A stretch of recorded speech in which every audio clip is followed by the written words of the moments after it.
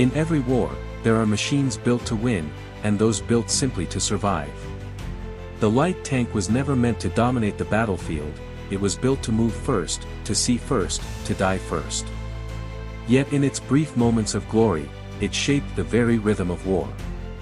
From the open deserts of North Africa to the frozen plains of the Eastern Front, these nimble steel beasts carried the weight of nations on thin armor and fragile hope.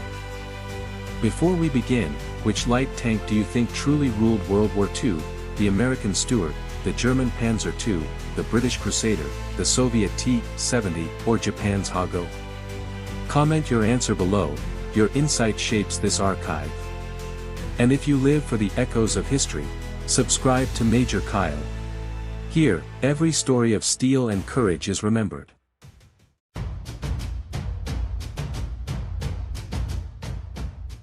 When the United States entered the war, it brought with it a philosophy of movement.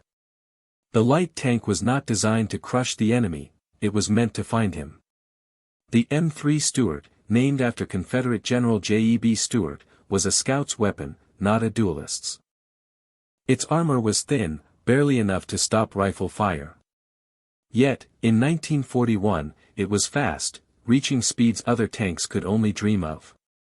American crews called it "honey" for its smooth ride, though British troops who received them under Lend-Lease sometimes called it a death trap. In the deserts of North Africa, the Stuart became the eyes of the Allied advance. Against the German Afrika Korps, it learned the cruel truth of modern warfare: speed meant nothing when faced with the piercing shell of a Panzer III.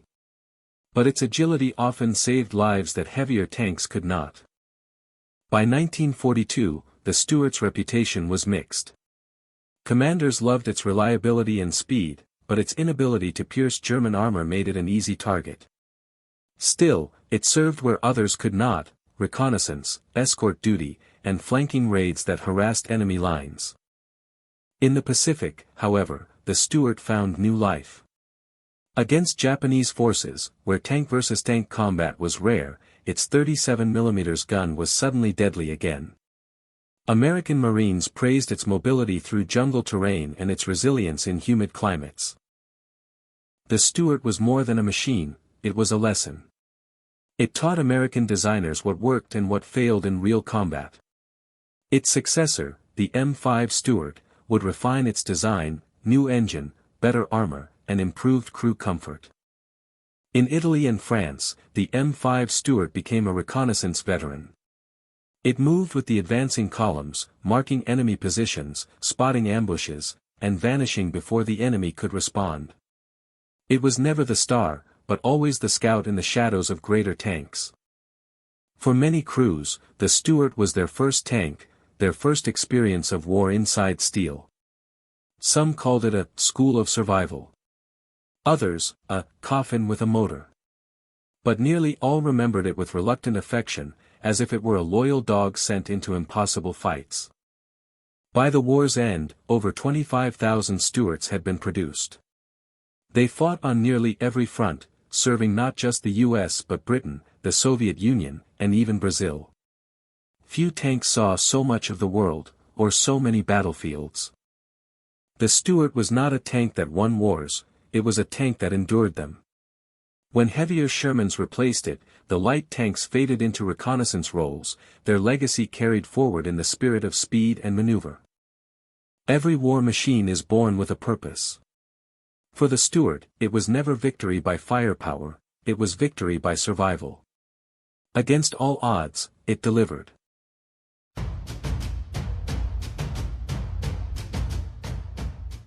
Before the world trembled at the sight of tigers and panthers, there was the Panzer II, a small, nimble machine built not for dominance, but for preparation. It was Germany's training tank that accidentally became a weapon of conquest. Designed in the mid-1930s, it was meant to bridge the gap between the Panzer I and more advanced models still in development. Its 20mm cannon was barely adequate, but its purpose was speed, to lead reconnaissance, probe enemy lines, and report back.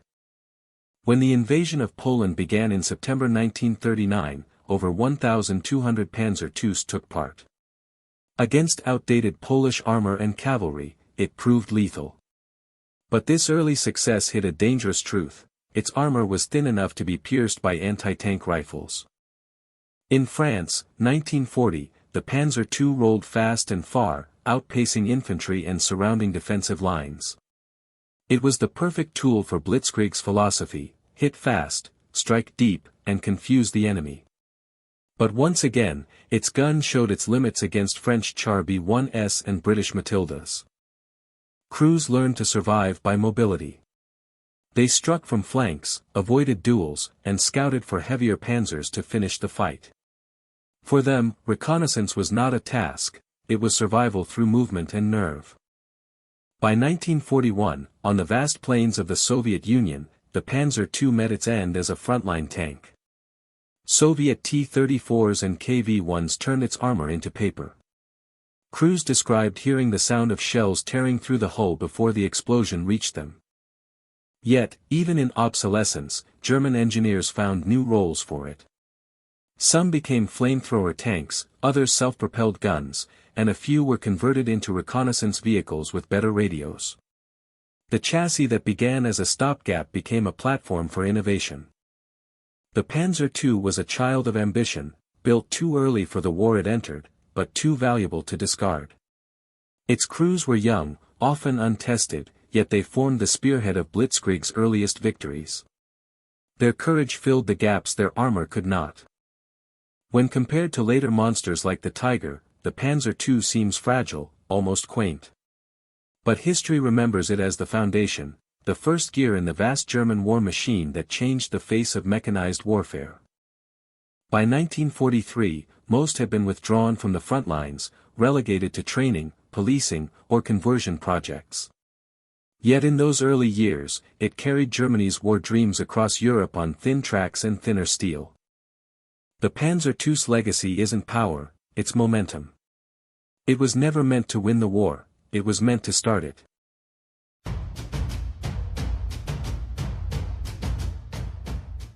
Before Britain's Matildas and Churchills thundered across the fields, there was the light tank Mk6, small, quick, and fragile, like a relic from an earlier war.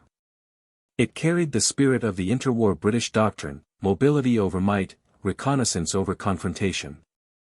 Introduced in 1936, it was equipped with a .303 Vickers machine gun and a .50 caliber for light armor engagements.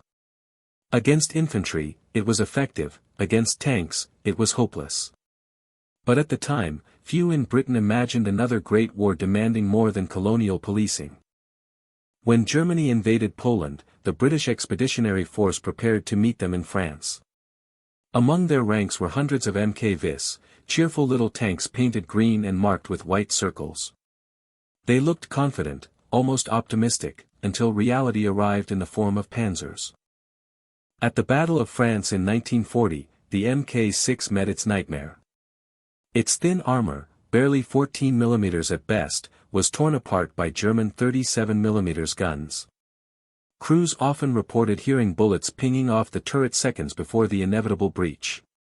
They were outgunned, outclassed, and out of time. Yet in chaos, the Mk6 showed something else: courage. Crews used their tanks as distractions, drawing fire so heavier Matildas could escape. In the Dunkirk evacuation, several Mk6 units were left behind, holding positions they knew they wouldn't survive. After France, the British realized the age of light tanks was ending. But before retirement, the Mk6 saw one more chapter: the deserts of North Africa. Under the burning sun, it scouted Italian positions and fought skirmishes across the dunes. Its engines overheated, tracks jammed with sand, and its water-cooled guns struggled in the desert heat. Yet, for reconnaissance, it was invaluable. It could cover ground faster than heavier tanks, slipping between ridges and returning with vital intelligence. By 1942, the Mk6 was obsolete. The Crusaders and Valentines had replaced it, and soon even they would give way to Shermans. But the men who served in them remembered the Mk6 fondly, as their first tank, their first battle, their first brush with fear. The British light tank Mk6 was not built to change history, but it became a witness to it. It rolled from peace into war, carrying the innocence of an era that believed speed and courage could outmatch armor and firepower.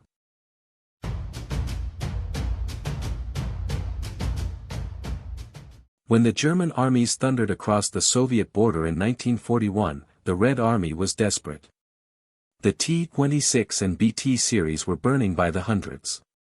In their place, the Soviets needed something small, cheap, and fast to produce, a tank that could be built in the chaos of invasion. The answer came in 1942, the T-70, a light tank born from necessity. Its design was simple, thin armor, twin engines, and a 45mm main gun capable of punching through early German armor.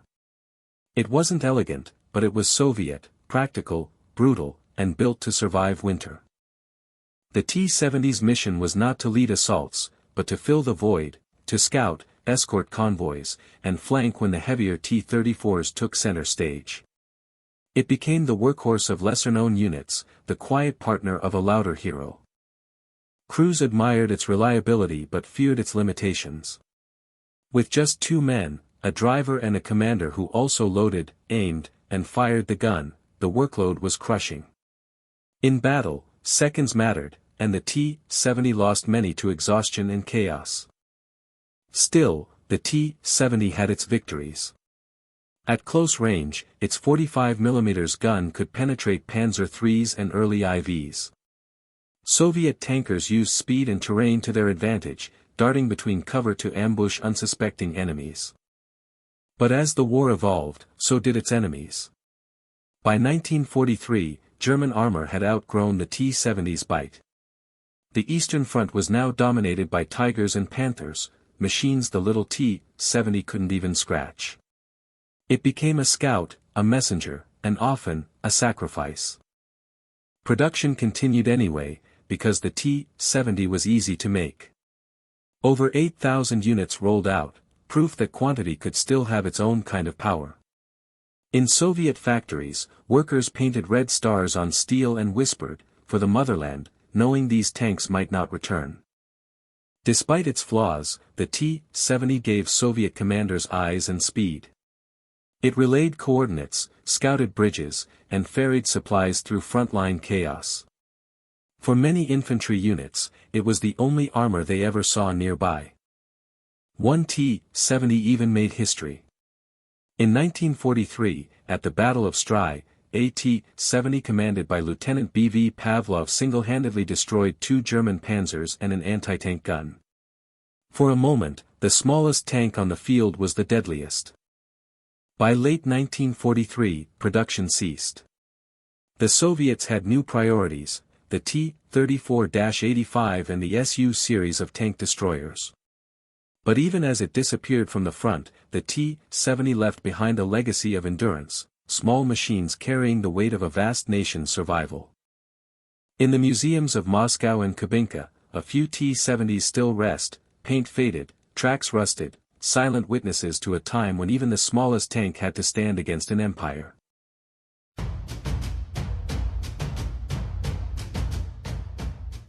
When Japan entered World War II, its armored doctrine was built on speed and mobility, not armor.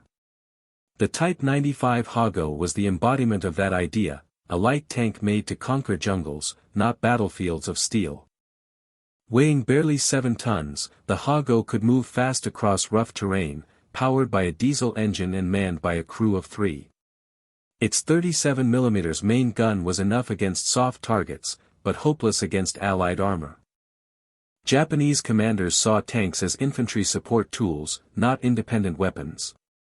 The Hago's thin armor, just 12mm in places, made it vulnerable even to machine gun fire. But its mobility and reliability made it a favorite in the early years of war.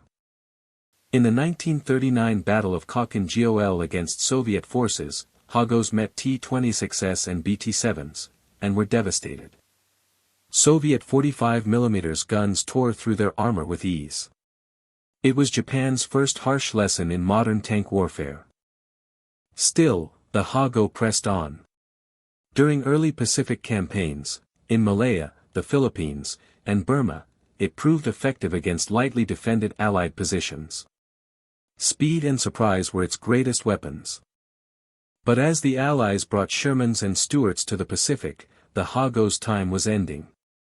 Its shells bounced harmlessly off enemy armor, while one direct hit could reduce it to burning metal. Crews fought bravely, often to the death.